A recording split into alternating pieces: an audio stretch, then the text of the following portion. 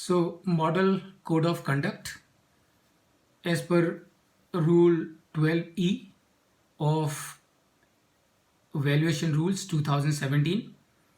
The first heading is integrity and fairness.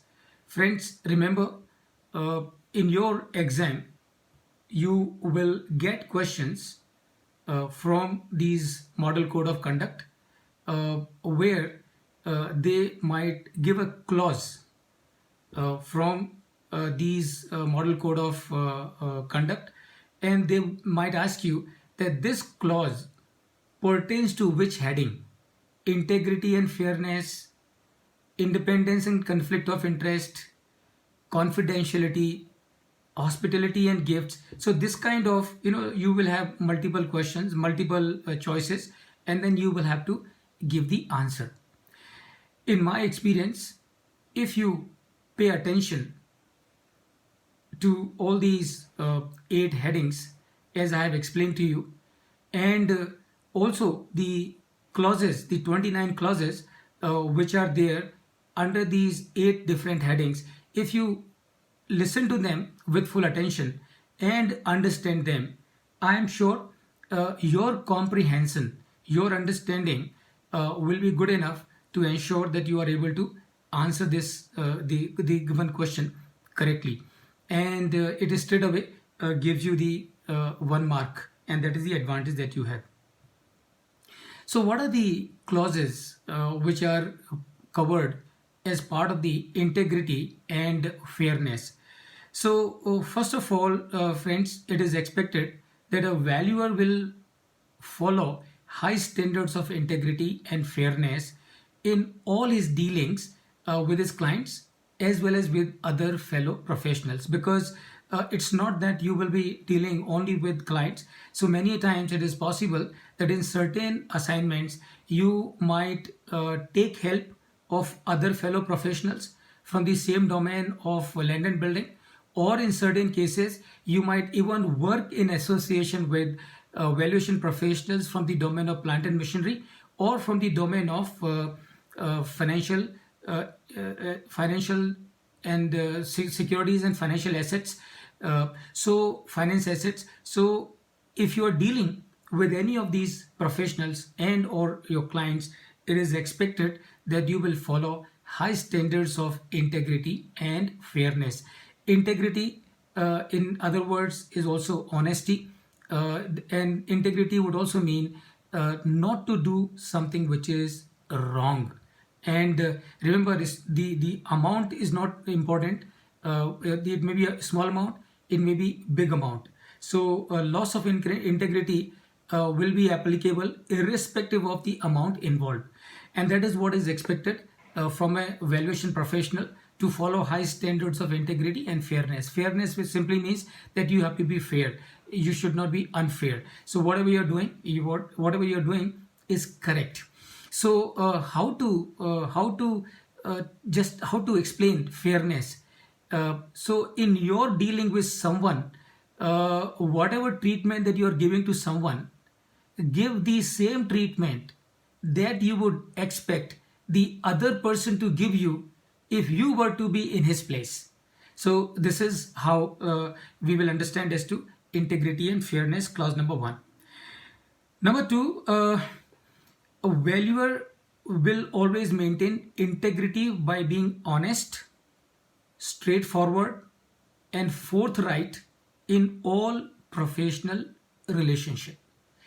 So, and why all these model code of conduct or all these clauses are there? Because there can always be a temptation, right? So the client may come and ask, sir ये थोड़ा सा valuation इतना ज़्यादा करके दिखा दो, हम आपको बाजू में से इतना एक्स्ट्रा फीस दे देंगे. So those kind of temptations, remember, will always be there. Will always be there, because you are dealing with different sets of people, and different sets of people will have different motives.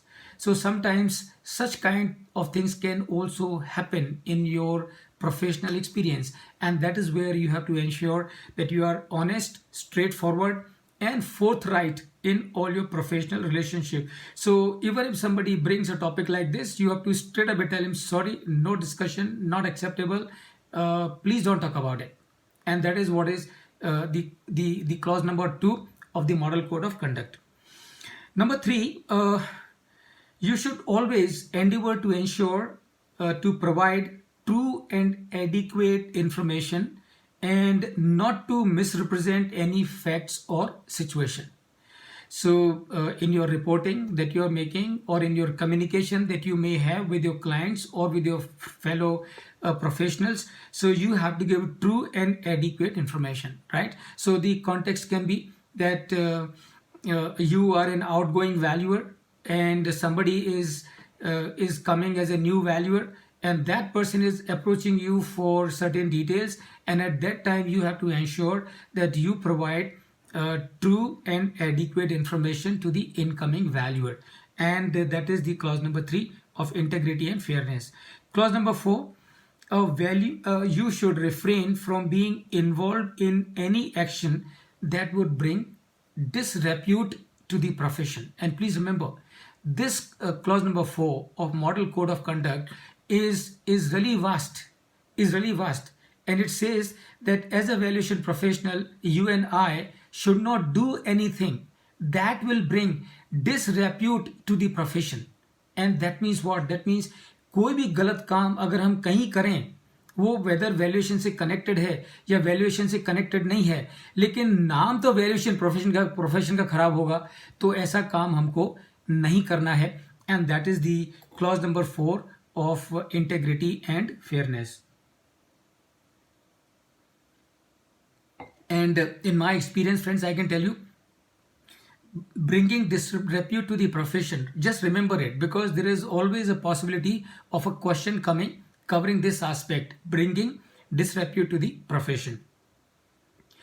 Heading number 2 is professional competence, and under professional competence there are 5 under professional competence and due care, there are 5 clauses.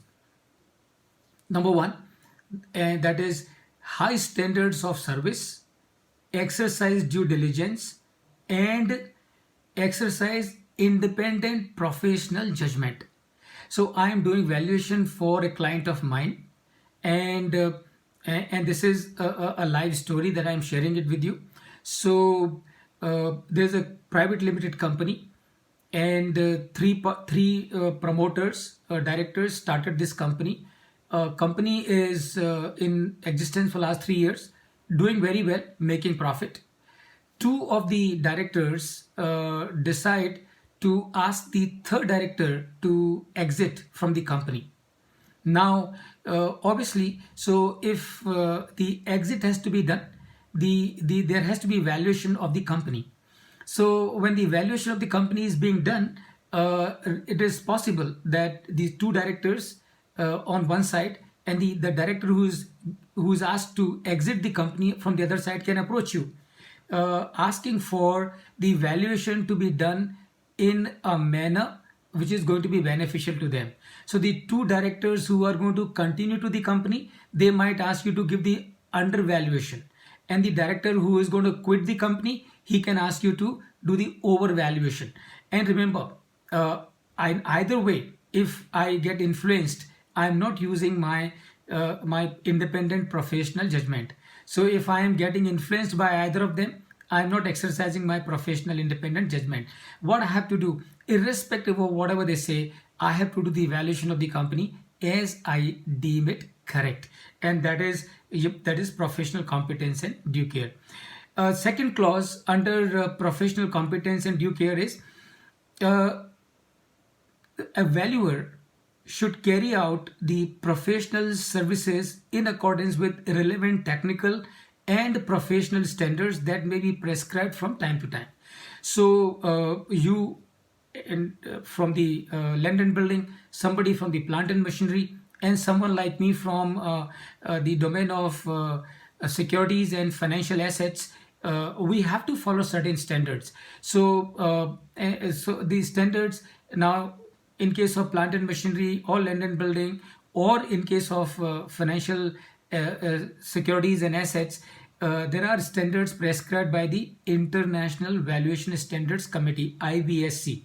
So IVSC has brought out the standards. So when you are doing valuation, after you become a valuation professional, when I am doing the valuation, I need to ensure that those standards are adhered to.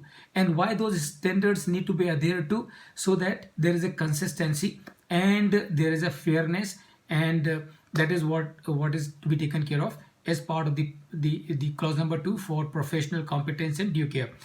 Number 3, a valuation professional should continuously maintain professional knowledge and skill to provide competent professional services based on up-to-date developments in practice, prevailing regulations, guidelines and techniques.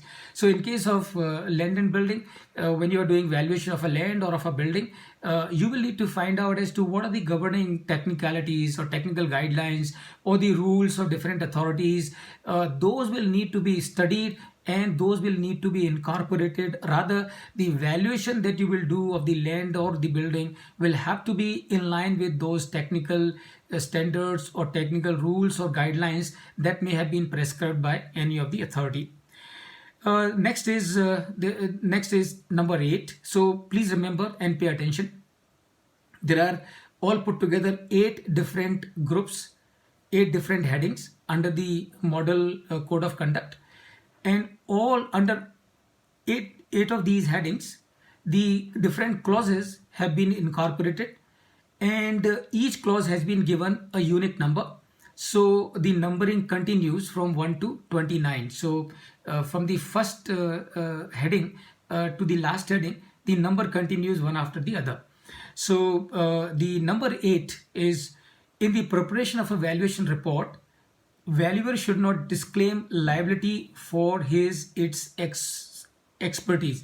So what this clause is about, which is clause number 8, this clause is that when I have done valuation for a client of mine, now I cannot write in the valuation report that disclaimer. I cannot give disclaimer that I do not take the responsibility for this. I do not take the responsibility of that. Now I cannot do that. That is not permissible. So whatever you are doing as part of the valuation, make sure that you take responsibility of everything. The only exception that you have, that you need not take responsibility for certain informations which are not generated by you, but certain informations which are given to you by the clients, which are factual information. So factual information or the information given to you by the client, for those you do not have to take the responsibility, but for everything else, remember, you cannot give a disclaimer. Clause number 9, as part of the second heading, which is professional competence and due care. Clause number 9 is a valuer should carry out with care and skill the instructions of the client, and that is clause number 9. So clause number 9 says that whatever instructions are given to you as the valuer, you will carry out those instructions with proper skill and expertise, ensuring that you do not lose your independence. So we have to listen to the client, no doubt about it, but it does not mean that we listen to the client verbatim and compromise on integrity, objectivity and independence. That is not permissible. So clause 9 says, listen to your client, instructions given to you by the clients, but ensure that you do not compromise on integrity, objectivity and independence. Heading number 3 heading number 3 is on independence and disclosure of interest. Friends, I tell you, based on my experience of valuation for last 3 years, there is a tremendous amount of focus on independence. There is a tremendous amount of focus on disclosure of interest.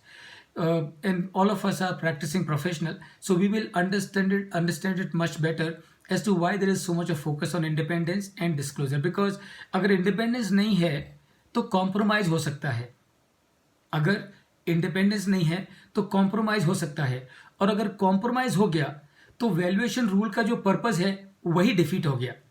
So that is why the heading number 3, which is on independence and disclosure of interest. So under the heading 3, which is on independence and disclosure, there are all put together 8 different clauses. And the first one is clause number 10, and it talks about that valuer will act with the objectivity in his professional dealings by ensuring that his decisions are made without the presence of any bias, conflict of interest, coercion, or undue influence of any party, whether directly connected to the valuation assignment or not. And that is number one. And the next one is, you and I as a valuer should not take up an assignment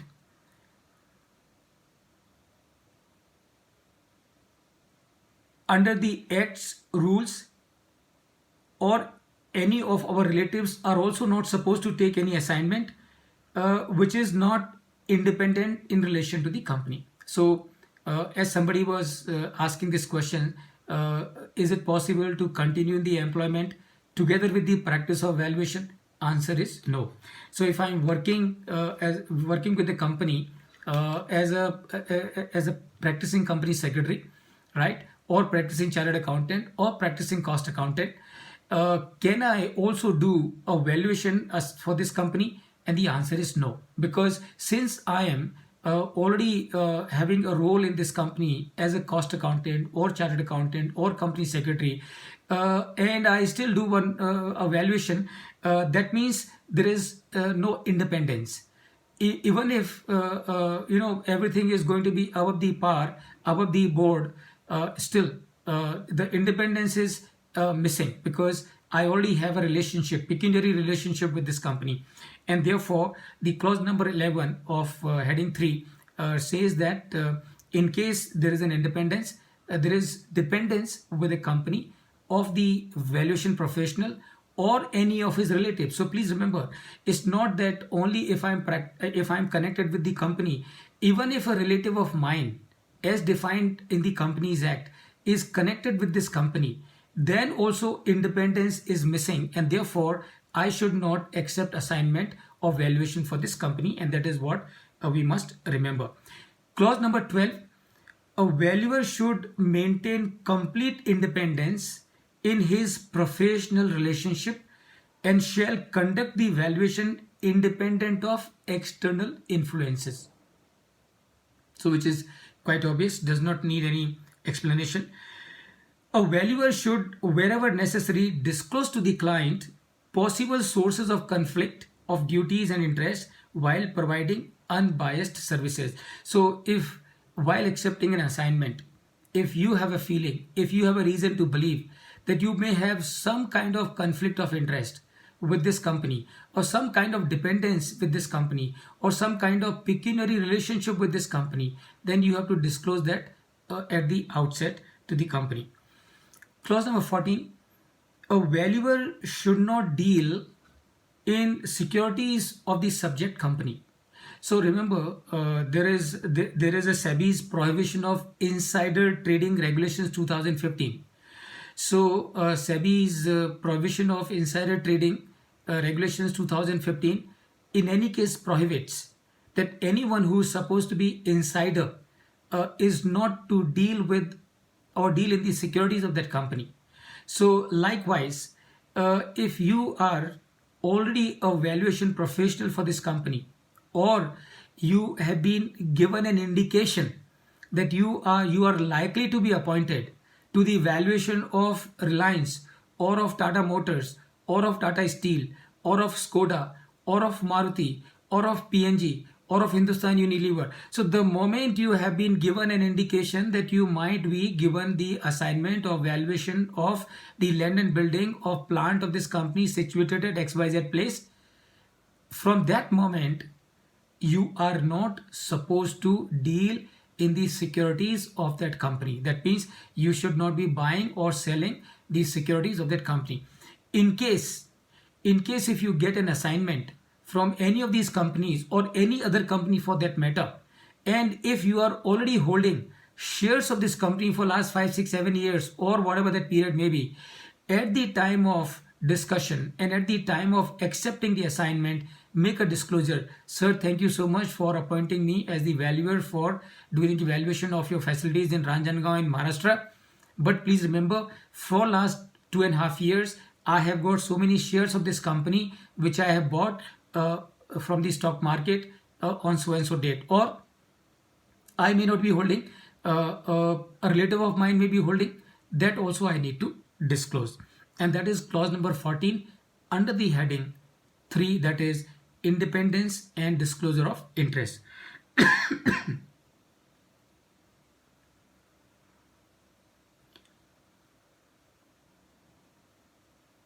Then clause number 15, it talks about a valuer should not indulge in mandate snatching or convenience valuation. Now, what is mandate snatching?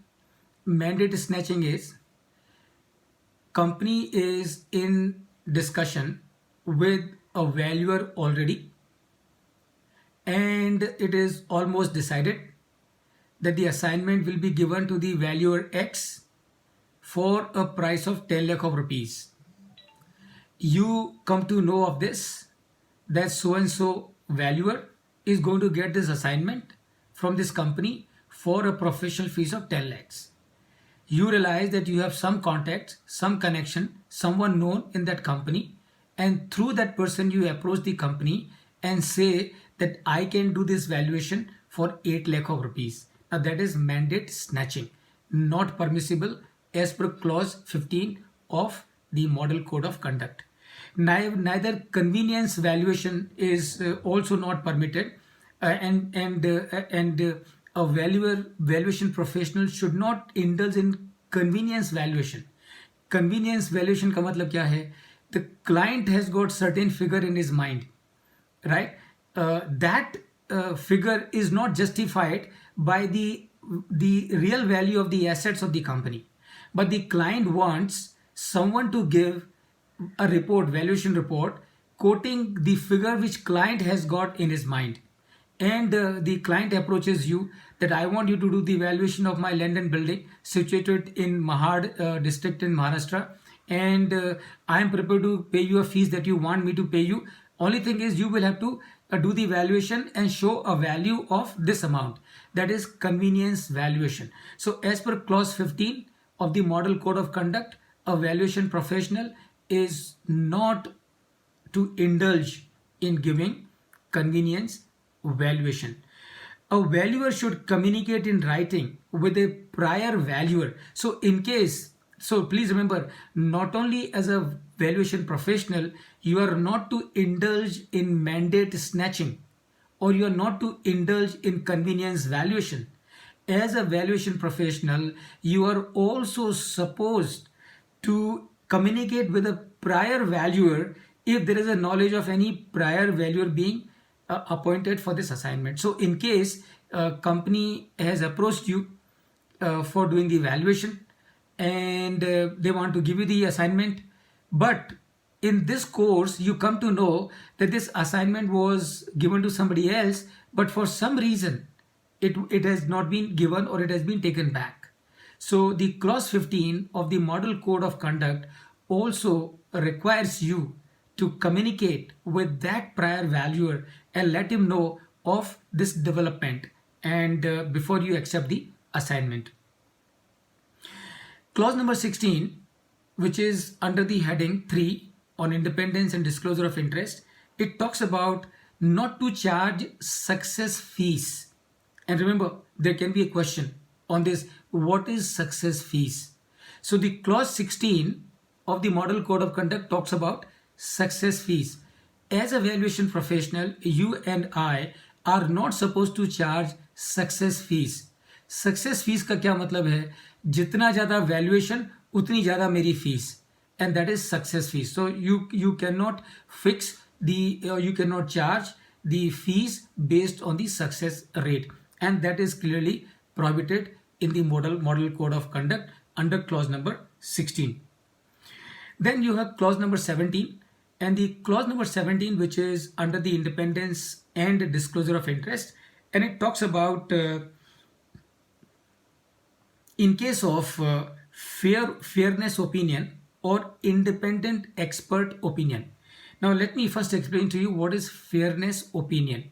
So remember friends, in case of mergers, amalgamations, especially of a listed company, the SEBI has brought this concept of fairness opinion, and that is where it asks the merchant banker to appoint another valuer, and through that valuer take an fairness opinion. And what this fairness opinion is supposed to indicate, this fairness opinion is supposed to give the opinion about the valuation which has already been done by some valuer. And SEBI wants to do so to ensure that the valuation which has already been done by some valuer is not unfair to the small shareholders or the minority shareholders. So in certain cases where you may be doing a fairness opinion, or you may be giving independent expert opinion. Now what is independent expert opinion? Same thing. So some valuation has already been done by someone, and just to ensure, it's kind of taking second opinion. So independent expert opinion is kind of a second opinion. एक doctor के पास में गए, doctor ने आपको बताया कि ये आपकी तकलीफ है और ये आपका इलाज है और ये आपको करना पड़ेगा. Now before you really go for that, you would like to doubly ensure yourself. So what you do, you go to another doctor and check with him कि भाई ये सब सही है कि नहीं है. So likewise, when somebody has already got a valuation done from someone, he would like to have an independent expert opinion, and that's where you may be given that assignment.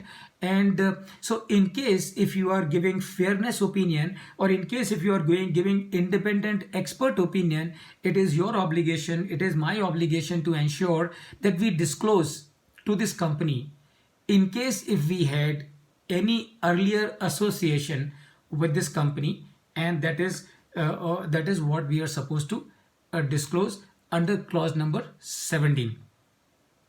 So friends, these are the clauses under the heading 3, which is on independence and disclosure of interest, and I'm sure you can very easily understand all these clauses that I have spoken from 10 to 17. They relate to independence and disclosure of interest. Please remember broadly in your mind, as a valuation professional, independence is of paramount significance. Disclosure of interest is of paramount significance. And why these are of paramount significance? Because please remember, what is the guiding principle? What is the guiding objective behind the valuation rules? What is the guiding principle? What is the guiding objective behind the insolvency code, behind the independent director? It is good corporate governance, and fairness to all. And therefore, please focus independence and disclosure of interest. And I would like to repeat here once again, friends, whatever I'm discussing with you is coming from the Model Code of Conduct, Rule 12E. But remember, this is the minimum, that is what we are supposed to be doing. Minimum, or this is the minimum. That means इतना तो करना ही करना है, इसके ऊपर और ज़्यादा करें, so much better. Then you got the heading number 4, which is on confidentiality. And so heading number 4, which is on confidentiality, clause number is 18. What is it about? Very simple. As a valuation professional, in the exercise of completing the assignment for your client, you will come to know from time to time a lot of information about that client. You are not supposed to disclose that information to anyone, unless and until that disclosure is required as per the law, or until and unless you have taken the explicit consent from the client to make disclosure of that information to anyone. And that is about the confidentiality. So you have to maintain the confidentiality. And I'm sure, friends, all of you are practicing professional. And as a practicing professional, we have seen how critical it is to maintain the confidentiality. There's so much of talk nowadays. You read in the newspapers about the privacy, about the confidentiality, and that has to be maintained under any situation. And that is clause number 18 under heading number 4, which is on confidentiality. Then you have a heading number 5, which is information management. Information management, the name itself suggests how important it is, information management. So under the information management, there are 4 clauses. So the clause number 1 is 19, and what it talks about, the clause 19 under the heading 5, which is on information management, talks about, as a valuer you have to ensure to maintain a written contemporaneous records for any decision that you have taken, a reason for that decision that you have taken, and the information and evidence in support of such decision. तो उसका आपको record रखना है. तो जो decision लिया है उसका रिकॉर्ड रखना है, वो डिसीजन आपने क्यों लिया, उसका रीजन क्या है, उसका रिकॉर्ड रखना है, और उससे रिलेटेड जो भी सपोर्टिंग डॉक्यूमेंट हैं, एविडेंस हैं, उसका भी रिकॉर्ड रखना है. और क्यों रखना है? So that this should be maintain so as to sufficiently enable, यानी कल को अगर कोई आदमी आपके कोई पीयर ऑडिट होती है या कोई इन्वेस्टिगेशन होता है और उस समय somebody has to decipher the report that you have done, he should be able to figure it out as to what was the reason behind the decision that you had taken. So that is your clause number 19, and that requires you to maintain written contemporaneous records, यानी कि पूरा record आपको writing में वो रखने हैं. Clause number 20, a valuer should appear, cooperate and be available for inspections and investigation carried out by the registered authority or by the representative of a registered authority or by RVO or by valuation professional organization. So as a valuation professional, remember, and this is what one should always understand. You know why these valuation rules have been brought out. इनके बिना, rules के बिना काम नहीं चलता था क्या? Registered valuer के अपॉइंट करने की जरूरत क्या है? पहले भी तो काम हो रहा था. Remember, valuation is one thing where a wrong practice, a wrong decision can affect the exchequer of this country tremendously. With wrong valuation, over invoicing can happen, under invoicing can happen. And remember, because of the over invoicing, because of the under invoicing, and because of so many other things wrong being done, the exchequer of this country can be adversely impacted. And to put a curve on those activities, please remember they were happening, and that is why these rules, to put a curve on those malpractices, those wrong practices, those wrong valuations, those valuations done with malified intention, those valuations done with malified interest, vested interest, to put a curve on them, then the government of India has brought out these rules, the valuation rules. And therefore, under clause 20, as part of the information management, as a valuation professional, it is your obligation that you will appear or cooperate for any kind of inspection or investigation that may be done of the valuations that you may have done in the past. So this valuation, this investigation, inspection can be done either by the registration authority, which in case it can be IBBI, or it can be your RVO, which is your the RVO of which you are a member, or it can be any other statutory regulatory body. And that is your clause number 20 as part of the heading 5, which is on information management. Under the same heading 5, information management, clause 21, a valuer should provide all information and records as may be required by the registration authority, tribunal, appellate tribunal, the RVO, the valuation professional organization, or any statutory regulatory body. So clause 21 under the information management. And friends, please remember, as I'm explaining the clause to you, I am time and again also mentioning the heading, and why I am doing it, because many times in your exam you will have a clause being given in the question, and they would ask you that this clause relates to which of the 8 headings coming from the model code of conduct. So you should be able to relate, okay, so if the valuer has to provide all information to the tribunal, appellate tribunal, registration authority, any other statutory regulatory authority, then this clause relates to information management. So if you are able to remember it, understand it, you will be able to answer it correctly at that point in time. So as a clause number 21, you are required to provide all informations and records to the appellate tribunal, appellate tribunal, registration authority, RVO, or any other statutory statutory or regulatory body from time to time.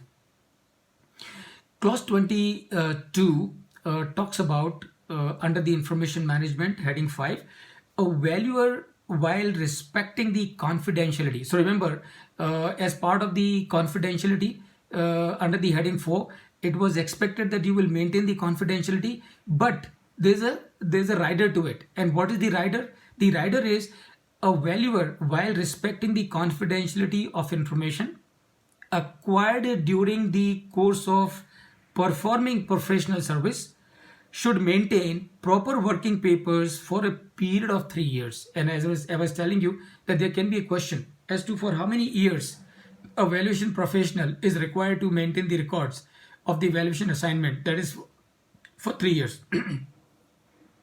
so as to produce them before a regulatory authority or for a peer review.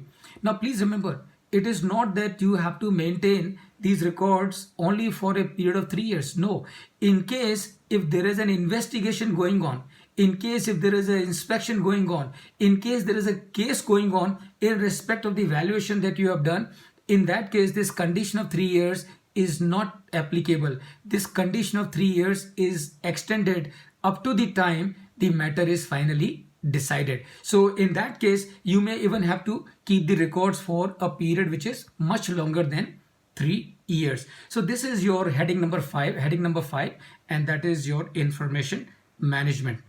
Now we come to the heading number 6, which is on gifts and hospitality. And under the gifts and the hospitality, there are only 2 clauses.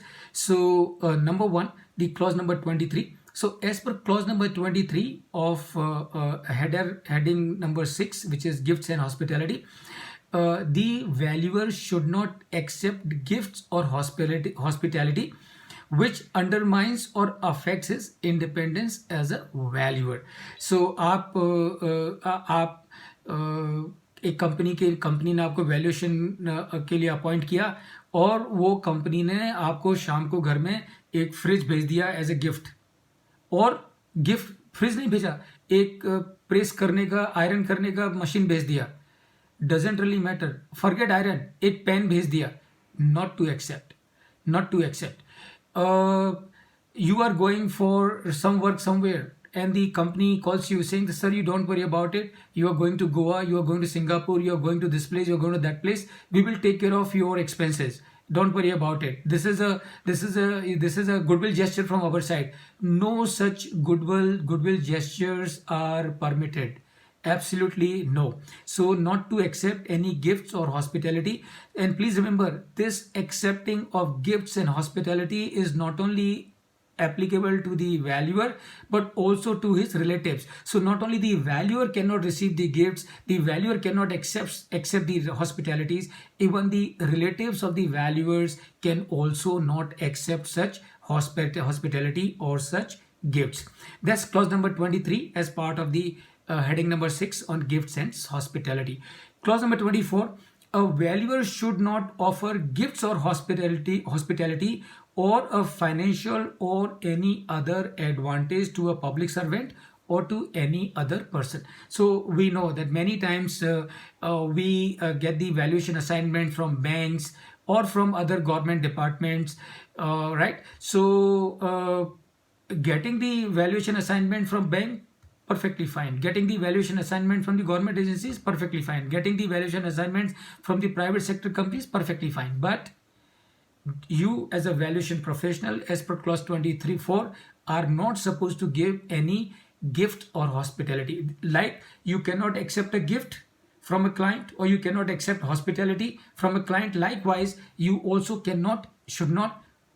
you should definitely not offer any gift or hospitality or any financial or any other advantage to anyone with whom you are having a professional relationship, or you are likely to have a professional relationship, or you have had in the past a professional relationship. And that is clause number 4. So heading number 6 is on gifts and hospitality. There are two clauses, clause number 23, clause number 24. Clause number 23 talks about that you cannot accept gifts and hospitality, and clause number 24 talks about you cannot offer gifts and hospitality to anyone from whom you may have received a valuation assignment, or you are likely to receive a valuation assignment, or you have received a valuation assignment in the past. And I am sure you can understand why is that. So देखिए, याद रखिए, whenever there is above the board everything, then you know that everything is done fair and truthfully. The moment there is any other consideration, then the compromise will automatically creep in. And the objective of these rules is to ensure that there are no such compromises, professional compromises done by the evaluation professionals. Then you have the heading number 7, which is on remuneration and cost. Under the heading number 7 on remuneration and cost, there are two clauses, clause 25 and clause 26. So clause 25 says a valuer should provide services for remuneration which is charged in a transparent manner, is a reasonable reflection of the work necessarily and properly undertaken, and is not inconsistent with the applicable rules. So many times when you're doing valuation, so you will have certain guidelines coming from either from the client, or there may be any other guideline, or there may be a valuation standard. So when you are receiving remuneration for an assignment, obviously it is our bounden duty as a professional to ensure that the assignment is carried out in a transparent manner, which reasonably reflect the work necessarily done for the valuation assignment. That is clause number 25. Clause number 26 it says that under the heading remuneration and cost, the clause number 26 says that as a valuation professional, you are not supposed to accept anything as remuneration other than what has been explicitly agreed between you and the client. So जो fees agree हो गई वही fees आपको लेनी है, उसके अलावा इस तरीके से, उस तरीके से, ऊपर से, नीचे से, दाएं से, बाएं से कुछ भी लेना नहीं है. And that is your clause number 26 under the heading number 7, which is on remuneration and costs. And finally, friends, heading number 8, and the heading number 8 is about occupation, employability and restriction. So under heading number 8, there is a clause number 27, and according to clause number 27, as a valuation professional, you should refrain from accepting too many assignments. And too many assignments when you feel that you are unlikely to devote adequate time to each of these assignments. And I'm sure you can understand it is so professional, because if you are accepting an assignment, you are committing a date to the client, and if you are not meeting that date to the client, you are causing inconvenience and discomfort to the client, and which is not professional. So if you commit a date to a client, you must be able to honor that date and that commitment and do the evaluation by that time. So if for some reason, if you keep on accepting the assignments left, right and center from where they may be coming, you keep on accepting them, and what will happen, the assignments will keep on piling up, and for whatever reason you may not be able to complete all those assignments in time, and you will be bringing in some way or the other disrepute to the profession, because the people will go talk, अरे साहब उन्होंने काम तो ले लिया पर किया नहीं, उन्होंने काम तो ले लिया, बोले 1 महीने में कर देंगे, लेकिन 6 महीने तक उनका कुछ पता ही नहीं था. Now that is what should not happen. And so the clause 27 very clearly says, refrain from accepting too many assignments. Accept only as many assignments as you can comfortably do. Build infrastructure at your place.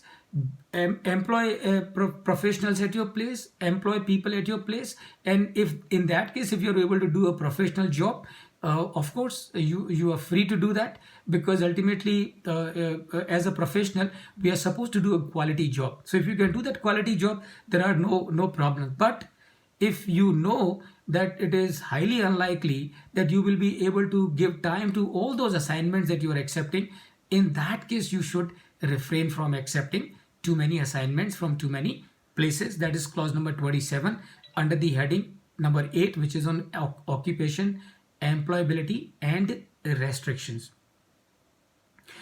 Clause number 8, as I was mentioning in the at the time of introduction of the 8 clauses of the model 8 headings of the Model Code of Conduct. So clause 28 talks about that a valuation professional should not engage in any employment. So there is no ambiguity at all.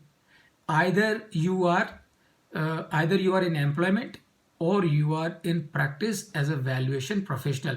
However, I can also mention that a chartered accountant, a cost accountant, a company secretary, or an architect, or an engineer who are practicing, they are not employed anywhere, they are practicing. I'm practicing as a chartered accountant, I'm free to practice as a registered valuer also. Somebody is practicing as a company secretary, he is free to practice as a registered valuer also. Somebody is practicing as a civil consultant, he can practice as a registered valuer also. Somebody is practicing as an architect, he can practice as a registered valuer also. But somebody is an architect, but he is employed with someone in full-time job, right, in job. So there is no differentiation between full-time and part-time in job. So in employment, in that case, it is not permitted. So clause 28 very clearly says that a valuer should not engage in any employment. Now it can happen that temporarily you are a qualified registered valuer, you have passed the exam, you have taken the membership, and for some reason you have to take up a job. So you can take up the job. But in that case, what you will need to do, you will need to surrender your membership of the RVO and IBBI temporarily. So till the time you want to be in the job, you can surrender your membership, be in the job. Okay, sometimes for financial challenges, it can happen because when you are a startup, when you are a fresher, you have a lot of financial obligations, and the remuneration that you might get from the practice as a valuation professional, just in case, may not be adequate. So you have ventured into valuation as a profession, but you realize it's not working out financially. Of course, you can take a switch, a temporary switch. So be in the job for some time, and then you come back, and then you renew your membership, and then you can continue to practice as a valuation professional. But please remember, both the things cannot go on simultaneously. So you can suspend your membership and be in the job. That is permissible as per clause 28. And finally, friend, clause number 29, a valuer should not conduct business which is, in the opinion of the registration authority, is inconsistent with the reputation of the profession. So this does not need any explanation. So I'm practicing as a chartered accountant, practicing as a company secretary, practicing as a lawyer, practicing as an architect, practicing as a civil consultant, right? So if I'm practicing in these roles, then I am not supposed to indulge in a business which is going to bring disrepute to the profession. And that is your clause number 29. So friends, these are the 8 different headings under which 29 different clauses have been incorporated as part of the Model Code of Conduct as per Rule 12E of the Valuation Rules. Now with this, let me also share with you last 2 things, and then we will be through with this. So there's a clause 16 as part of your valuation rule, and that talks about the valuation standards. So in case so the rules also prescribe that you and I as a valuation professional will have to follow certain valuation standards. So valuation standards, as mentioned in the valuation rules, will be as prescribed by the government.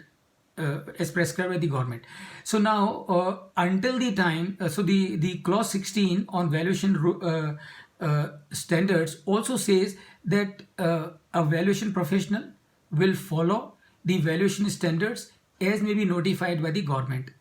Until the time the valuation standards are notified by the government, then until the time the valuation professional will follow any of the international valuation standards. So to my knowledge, as of now, there is no notification of any kind of valuation standards either for the plant and machinery or for land and building, correct me if I am wrong, or for land and building, and also for the financial assets and securities and financial assets.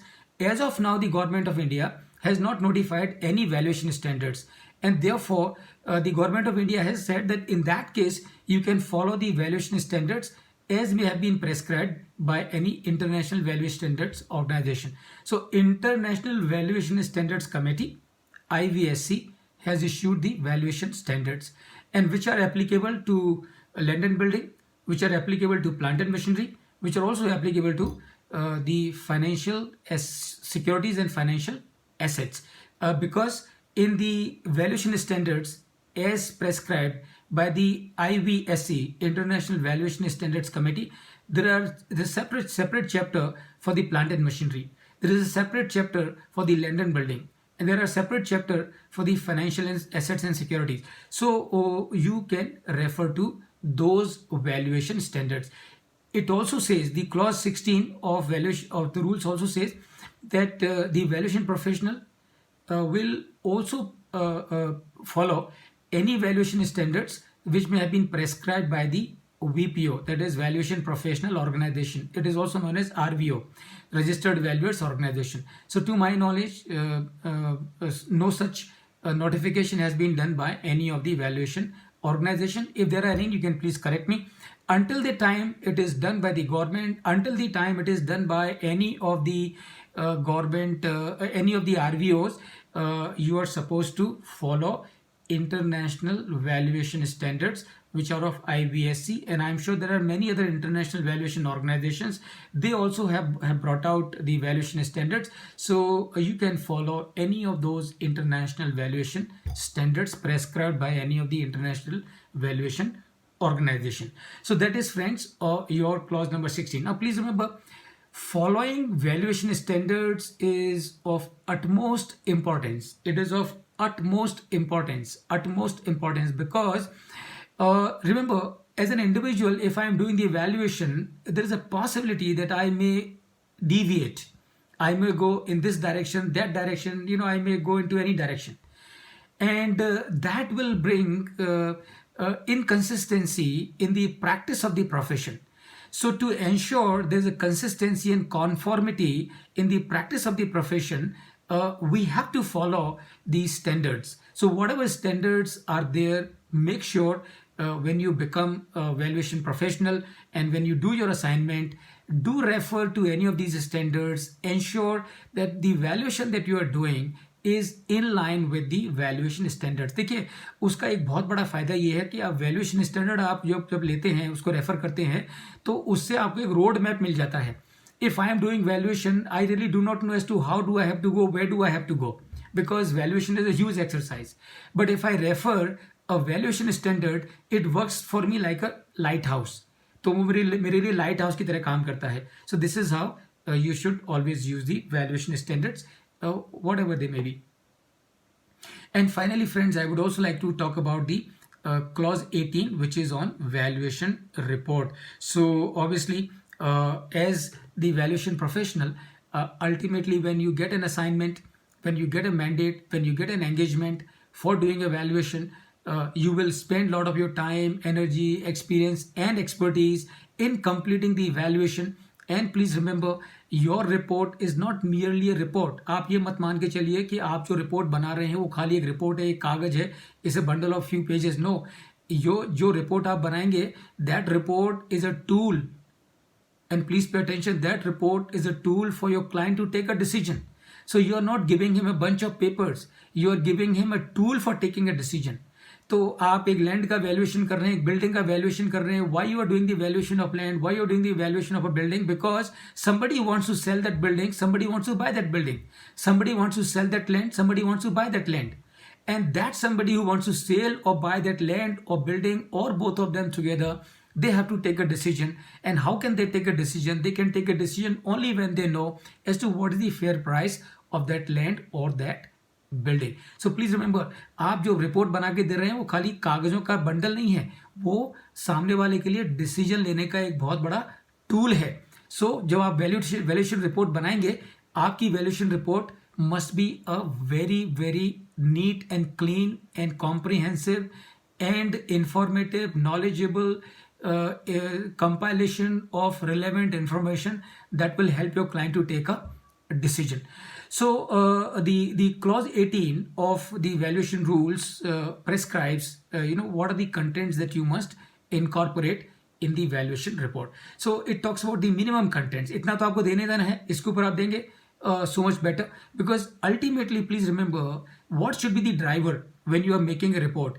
Driver should be my client should find it easy to take a decision about the transaction, right? Isn't it? So what are the minimum information that you have to incorporate in the valuation report as per the valuation rules? Number one, background information about the asset being valued. So you are going to do the valuation of land, building, or land and building together. So you will have to, in the first aspect, give the information about the land and building that you are valuing. Number two, purpose of valuation and the appointing authority. So you will have to mention as to what is the purpose for which the valuation is being done.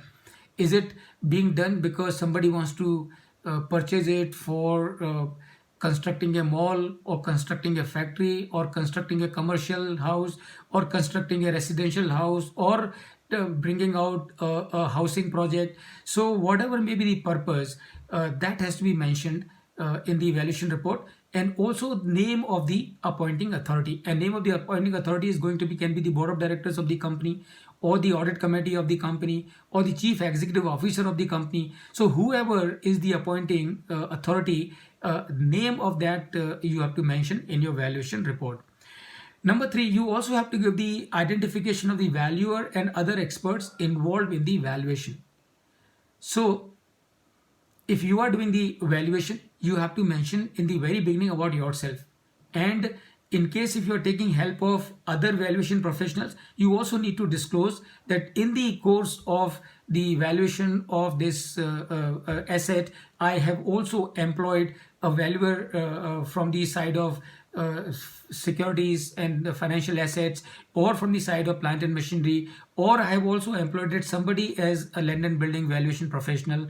So you have to mention that. Not only you have to mention that, you also have to mention that there is no conflict of interest of any, neither of mine, nor of my employees, nor of my relatives, nor of the other people whom I have deployed for the purpose of completing this valuation assignment. So that is point number 4 that you will need to disclose, that is valuer's disclosure of value interest. Then you will need to mention the date of appointment, valuation date, and the date of report. So obviously when you are making a report, you will have the date, the report will have a date. Besides the date of the report, in that valuation report that you are writing, you will also need to mention as to what is the date on which you were appointed for this assignment, and what is the valuation date. Very critical, very important. Please remember, every valuation report has to have a valuation date. So as and when you are getting a valuation assignment, the first question after discussing a lot of things that you need to ask the client is, please tell me what is your valuation date. What is the date on which you want the valuation? Remember, I'm not saying that you will ask him what is the date by which you have to submit the valuation report. No, I am saying valuation date of which the value has to be incorporated. So these three dates will need to be given: date of appointment, date of valuation, and the date of report will have to be incorporated in the evaluation report. Sources of information. So for doing the evaluation, you may have approached different agencies, different departments, different offices. You may have, taken a lot of information online. You have collected a lot of information from the client. So all these sources from where you have gathered the information for completing the report, all those informations will need to be disclosed in your valuation report. Remember, why do you disclose all these informations? It also attaches authenticity to your valuation. So जितने ज़्यादा आप sources से information compile करके use करते हैं, it gives so much of extra credibility to your valuation. So you will have to disclose all the sources of your information. Then you will need to disclose the procedure that you have used for the purpose of carrying out the valuation. What is the valuation methodology that you have used? What are the major factors that have influenced the valuation decision? What is your conclusion? That is what you will have to mention in your valuation report. And finally, caveat, limitations, and disclaimers. So that also you will need to mention as to this is because there are certain things for which you cannot be held responsible. There are certain things for which you will be responsible, but there are certain things for which you cannot be held responsible. So all those disclaimers and caveats and the limitations will need to be also very clearly reported in your valuation report. Please remember, this is very, very important because it gives you kind of a safeguard. If you don't make these disclosures, you can come into trouble because you may be held responsible for something for which you cannot be held responsible. But since you have not made the disclosure, and therefore you may be in trouble. So therefore, the final point is make all these disclosures. So friends, with this, I come to the end of whatever that I need to share with you. So thank you so much. In case if you have any question, any doubt, we still have 8 minutes with us. I would be very happy to take your questions and your doubts.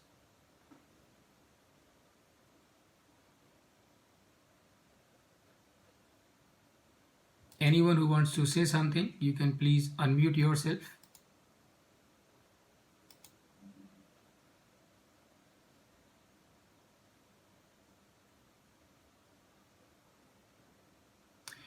Okay, so here are certain questions that I can see from the chat box. Let me start from the beginning. Okay. All right, okay.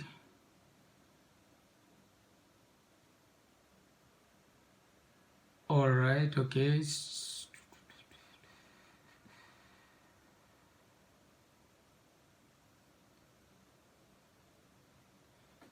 Okay, there's a question, how much is a weightage of this topic?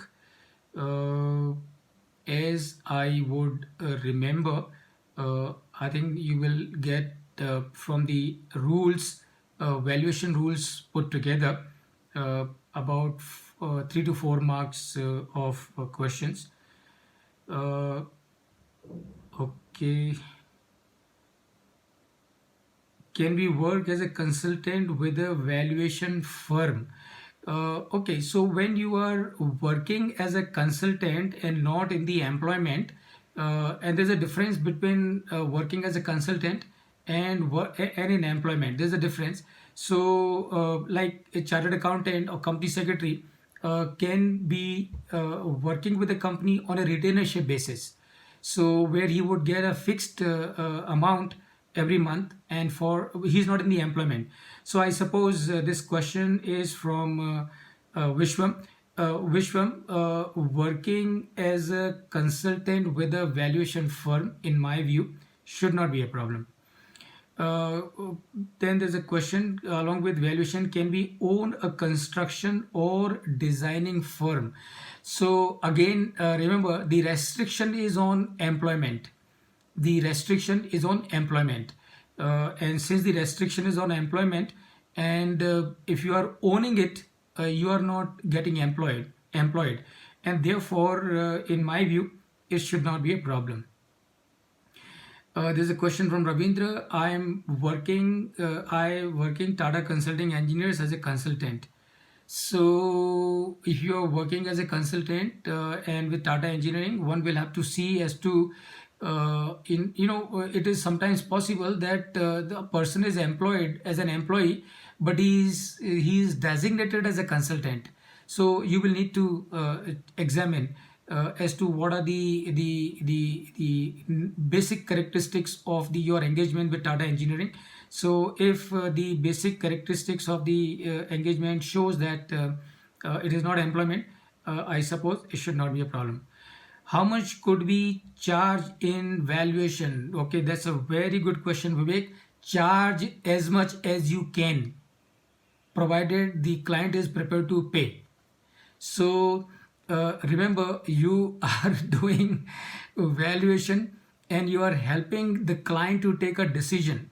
And therefore, my recommendation will be never be stingy in quoting a professional fees.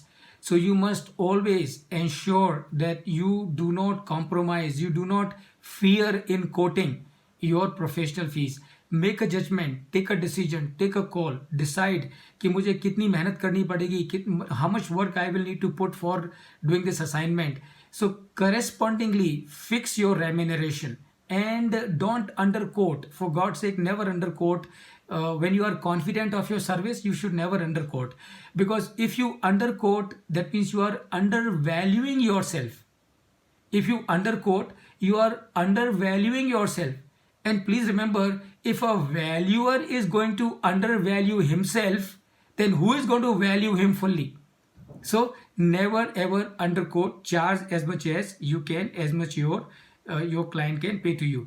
Can we do valuation work? Of course you can do valuation work. Why not? Because that is what you are passing this exam for.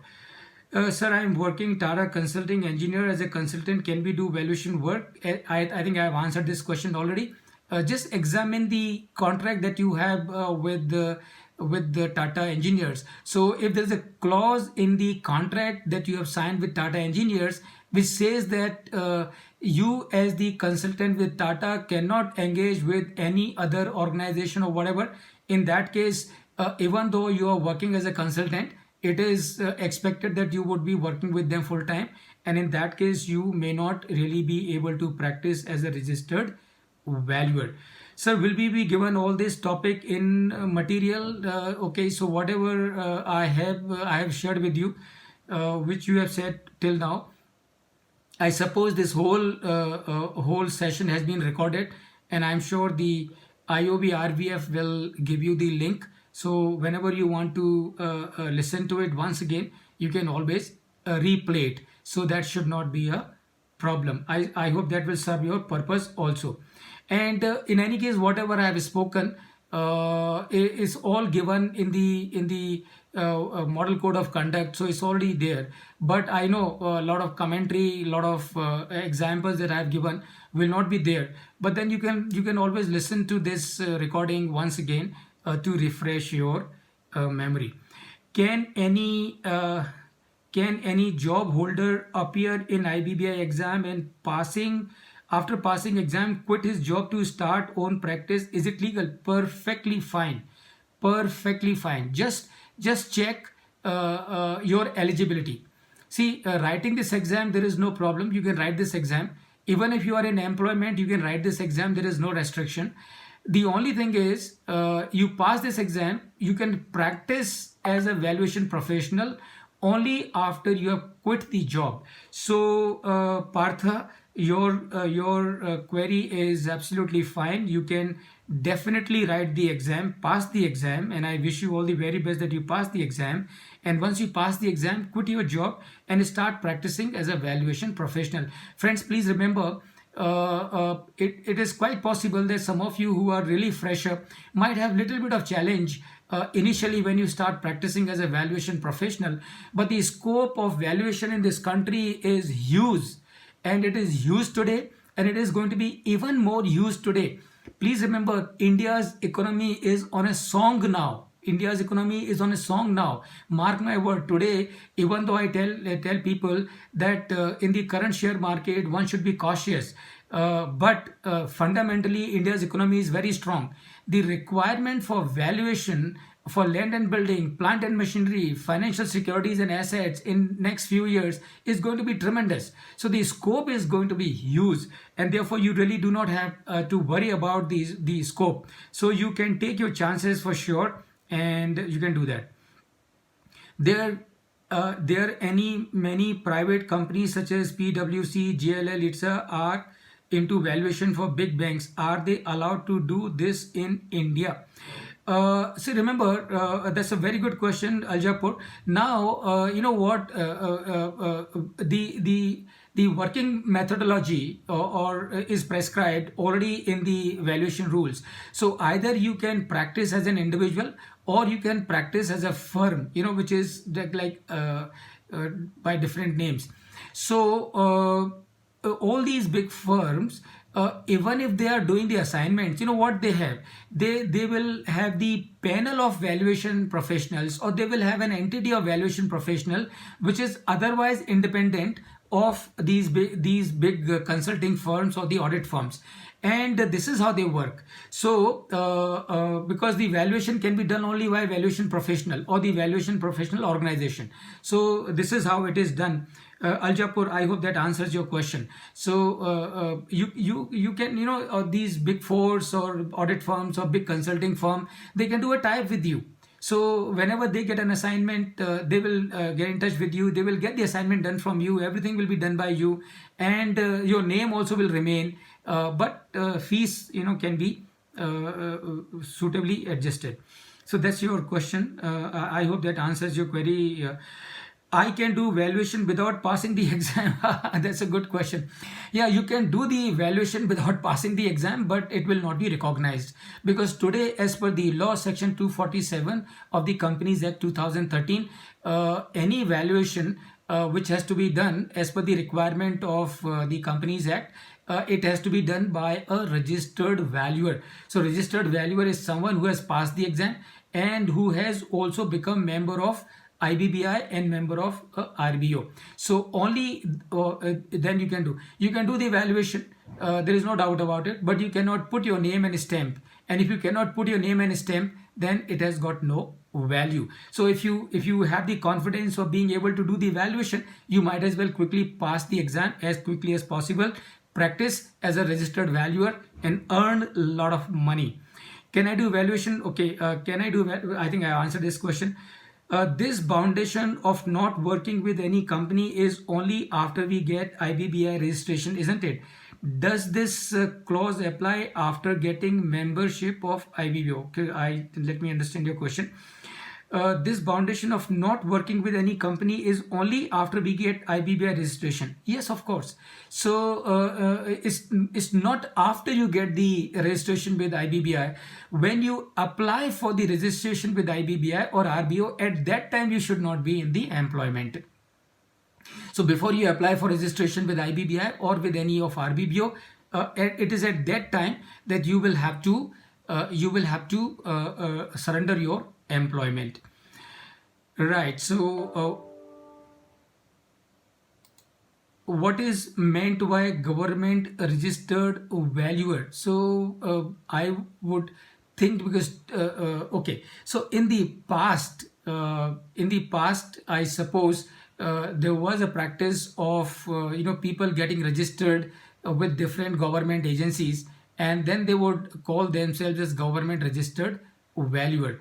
Today I think it is just the registered valuer. So we are in the arena of registered valuers rules, and therefore in the valuation rules there is no term as government registered valuer. There is only a phrase which is registered valuer.